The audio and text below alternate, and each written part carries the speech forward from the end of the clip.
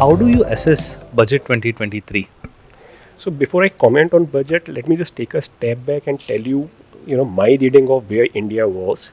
Uh, if you see the global map, India is probably the only country which is doing better than most other countries. And in that context, I think budget is extremely good. This is truly the first budget of Amrit Kal, whether it is a capex investment, whether it's commitment on education, infrastructure, or giving money back to the middle class. I think government has done a pretty well. They don't have enough flexibility because they have to maintain the financial prudence and fiscal deficit. So given the constraint, I think this is one of the best budget in the recent times. And coming to your role as a chief financial officer, I understand the finance guy has gone from just looking at the budget to now being a strategic part of the decision making process. So how and if I understand it correctly, data is the key that has helped you leverage and take more informed decision. So can you let me know how are you using data and what kind of benefit it has offered you? Yeah. So in today's world, CFO practically is chief value officer, not chief financial officer.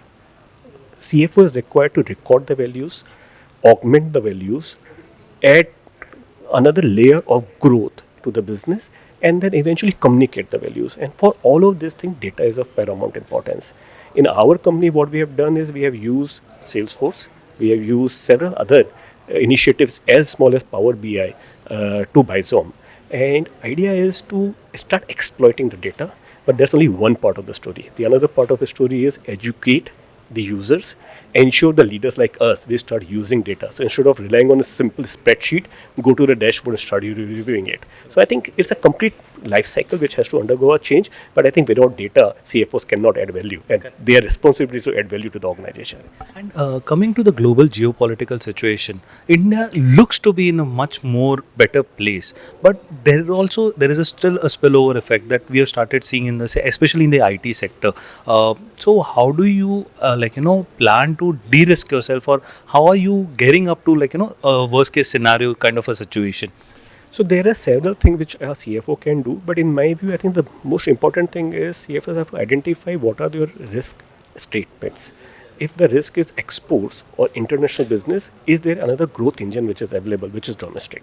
So you have to go business by business, risk by risk, and mitigate the risk. There is no one value statement, but what you have to do as a CFO is be cognizant of the challenges and then work on mitigating plan. And lastly, people who would want to make finance their focus area and a career path, what would be your advice for these young students? I think there is no easy answer. What is important is passion and domain expertise. If you are passionate about finance and if you are able to over the period get to domain expertise, I think then you have all the answers in place.